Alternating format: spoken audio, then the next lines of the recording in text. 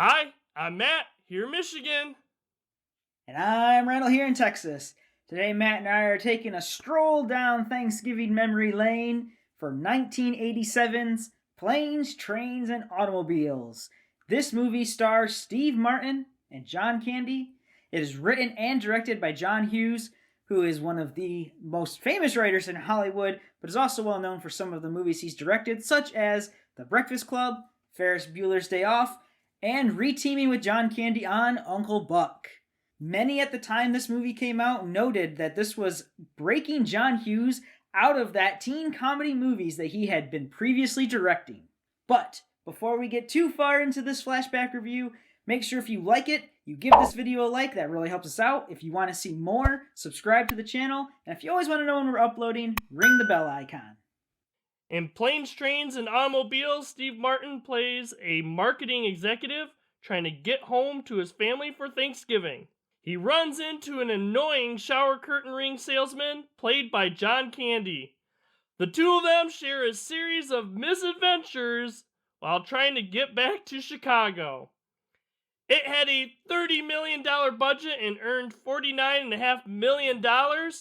Today, that is about $72 million budget and $119 million in earnings.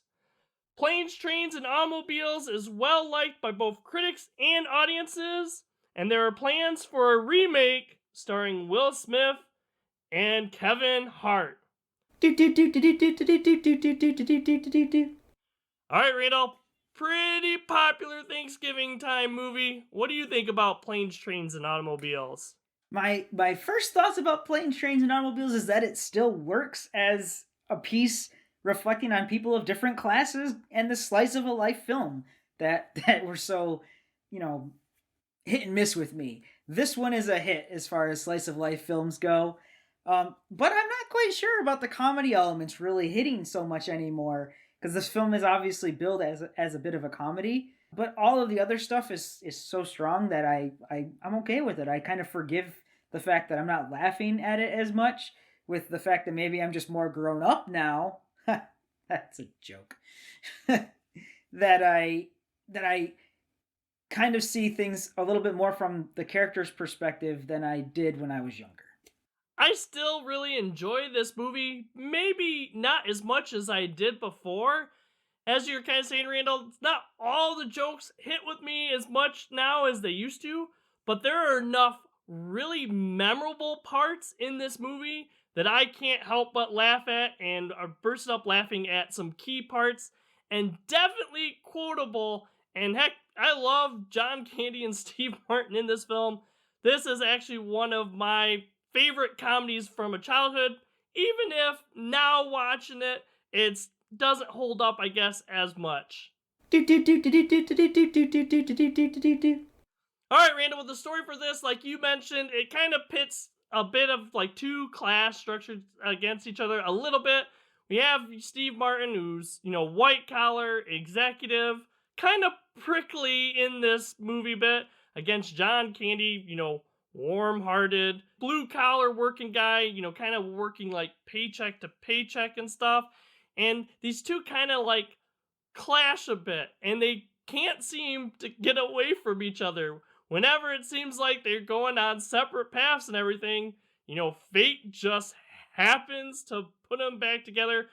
I like the story elements of how these two opposites kind of are coming together, clashing, but also kind of coming closer together as this film goes on. So generally, yeah, I like the plot and story, even though if some of the elements of it are like, man, yeah, this would not happen. Well, okay, so the plot in this movie is so paper thin. It's like, hey, just two people trying to get from point A to point B and all of the misadventures in between. It doesn't really get any more simple than that. The reason it works is because of the characters, really. And you had mentioned like seeing John Candy and Steve Martin, the chemistry there is really, really good. But what really strikes home for me about the plot is that these set of circumstances, even if it's unrealistic that they would happen to these same two people time and time again, like in this order, any one of these, aside from maybe the car catching fire, any one of these misfortunes could really conceivably happen in real life. Flights are delayed all the time, flights are canceled all the time, trains can break down. You can have car trouble, you can have all of these bad things happen to you. And for me, that's kind of the heart and soul of planes, trains, and automobiles, is just the circumstances are legitimately something that could happen to you in real life. And it just so happens that it happens to these poor unfortunate souls all consecutively, which, again, a little unrealistic in that point, but each of the individual parts works. Right, so I mentioned it a little bit before, and so did Matt, even alluded to it, but like the characters in this movie works because of the characters in this. They are believable as real people. Steve Martin's character is kind of uppity, white collar, and he's kind of tightly wound, and he has moments where he breaks down, and he does have a little bit of a screaming fit, and he does do things that you would expect someone to do in real life to some extent. Same with John Candy's character. The fact that his character is such a light-hearted, good, let it roll off your shoulders kind of fella is what works, and he's true to that character throughout. And both of these characters end up learning something from each other by the end of the film. So if you didn't have that chemistry between these two actors, and the characters weren't so well defined within their their respective roles, then the paper thin plot that I mentioned before simply doesn't work. One of the things I really like about this movie too is all the bad things that happen to these characters. A lot of them, it's either out of their control or it's because of decisions that these characters make. It isn't like we're laughing at the expense of the characters that we build, or are like, oh, we're gonna tell a bunch of fat jokes because maybe John Candy is a little overweight. We don't do that with this movie. Everything that we're doing there laughing about these characters are because of events that happen that they couldn't control, or it's because of the decisions that they make that have consequences. So yes, I really like the characters, and I agree. That is what makes this movie so good. It is the strength of this film. And there's one scene that I really want to stick out or point out in general about the characters and how it just works, because it goes back to that whole thing about being kind of realistic. Even if the individual parts aren't realistic, at the point where they're driving down the road, the wrong direction on the highway, and then that whole scene unfolds and then the car catches fire, it's just Steve Martin's character just finally hits that. It's so ridiculous. There's nothing I can do but laugh at the situation. And you can go a couple of ways. Like a real person, maybe they just finally break down. But he kind of had that moment in like the rental car agency. Nope, he's past the breaking down and yelling bit. He's just into the I can't believe this, and just starts laughing. And then John Candy's character starts laughing with him because the situation is so far out of hand. It's a lovable scene, and it really comes to define these two characters coming into like actually slightly respecting one another. And I think too, it's a heading point of like Steve Martin's character's view on the whole thing. Like up until this point, and even a little bit past this point, he basically looks at Candy's character as the reason everything's going wrong for him, kind of thing. And in that idea, he kind of like breaks because it's like, huh. You finally did it to yourself. Finally something bad, happened to like you or whatever. Because he thinks like you bought this, you rented this car, and there's no way you're going to be able to turn this car in. They're going to believe it until he actually finds out the realization that John Candy put it on Steve Martin's credit card. And it completely is a great scene for this movie. So yeah, Randall, I agree with you. That scene, for so many different reasons, really stands out. So the thing about this movie is that it's billed as a comedy. That's its primary, genre that it's supposed to fit into. And it doesn't do a good job at that, which is kind of misleading from a marketing standpoint, because it's much more a character piece, talking about these two characters and all these situations they're in. So honestly, as what it's being billed as a comedy, It does a terrible job. It's just so strong in other areas that I don't care. I forgive it for that. Me, I'm on the other side of it. I actually like the comedy a bit in this film, even though some elements don't, still hold up or whatever. I think still a lot of the jokes are really what make me enjoy this film. He says we're going the wrong way. Oh, he's drunk. How would he know where we're going? Yeah, how would he know? Thank you. Thanks a lot. But yes, I think overall it is the characters that really make this movie and stuff too. I think it works well for a comedy. Alright, so I don't know that I can say there's anything I didn't really see coming in this movie because I have seen this movie quite a few times or whatever. But really what stands out a little bit is a part of the movie where these characters make it to St. Louis, and this is where we get the rental car. A drive from St. Louis to Chicago is like 5 hours. And man, the time that they're in the car and other stuff, like when we actually get to the refrigerator truck. You know, you're gonna be in Chicago in less than 3 hours, around there. So you're telling me like all the progress that they made in the rental car was only like 2 hours of driving? That's the one thing where it's like, man, I understand that we need these things happen in the movie, but maybe we should have had these characters traveling from like further away from Chicago than saying, hey, we're already in St. Louis going to Chicago. The problem is that you're thinking of it from a modern standpoint.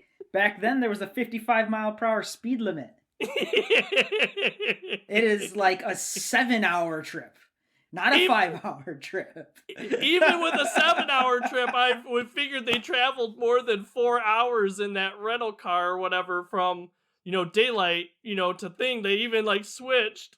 They switched drivers like twice, and yes, the entire thing does seem like they would have made a lot more progress than they did, but whatever. For me, there was a thing that I definitely didn't expect, and it's a good thing that I didn't expect, actually. Being so nostalgic for John Candy, I don't go back and watch John Candy films often, so I guess just seeing him in this, and he's got such a good bubbly personality, not just his character, but like seemingly that's John Candy as a person, how he was fairly fondly remembered.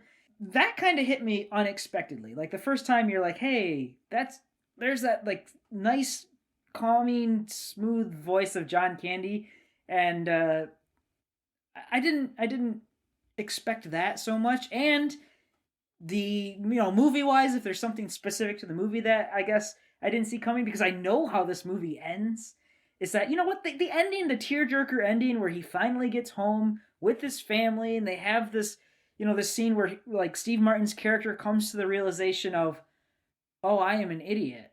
I wasn't listening. I wasn't hearing what he was saying. And says, why are you still here? And the realization that John Candy's wife has passed away some years ago, and he doesn't live anywhere. He is like a traveling salesman, vagabond, essentially. The tearjerker ending was surprisingly effective still, considering I know what's coming. Yeah, and just echo what you said about John Candy before I got really into like Jim Carrey movies. John Candy was my favorite comedian, and for me, this is one of John Candy's best performances. For me, I like this character of all like the John Candy movies and stuff. This one I think is one of John Candy's best performances. So yeah, really, really does warm my heart, this character. So this movie might not work for me personally as much as a comedy anymore, but the story that's being told and the characters that it's being told about is maybe even more so relevant today with everything that's going on than it was when it came out. Does that mean I want to see a reboot of it? No. No, I do not. This movie already does justice to what needs to be said, and it sets out to tell this potential real life story of two characters and nails it. So if you have not watched it before, if you have not seen it in quite some time and you're looking for a bit of a feel-good movie with some good characterizations, yeah, I recommend going back and giving Planes, Trains, and Automobiles a shot. To me, I still really enjoy this movie. This movie is still a classic. Not necessarily for the overall movie. I don't know that I enjoy the overall movie as much, but the parts in this movie that are so memorable just really hit for me. Certain things I can still quote today, like, Where's your other hand? Between two pillows. Those aren't pillows. I can't help but break out laughing when these scenes come up, even though I know they're coming up and I already know these scenes and stuff. I do not think that this movie needs to be remade, because I guess, we could have new memorable scenes, but I would really hate to think that we're trying to recreate some of these such memorable scenes, because I think they still work today. Randall and I want to know what you guys think about Planes, Trains, and Automobiles. Let us know in the comments below. Also, be sure to check out some of our other reviews. We have other flashback movie reviews. Take a look at new movies, TV shows, and we have deeper dive discussions. Also, be sure to go check us out on Facebook if you haven't already. We post the day before on Facebook what's coming up next on YouTube. We also post some stuff there from some of our other fandoms. But if you don't want to check us out on Facebook, that's fine. I understand. Just make sure to put us on your schedules. We release new videos every Monday and Thursday. For now, I'm Randall here in Texas. See everyone next time. And I'm Matt here in Michigan. Have a good day, everyone. Next time on No Market Media.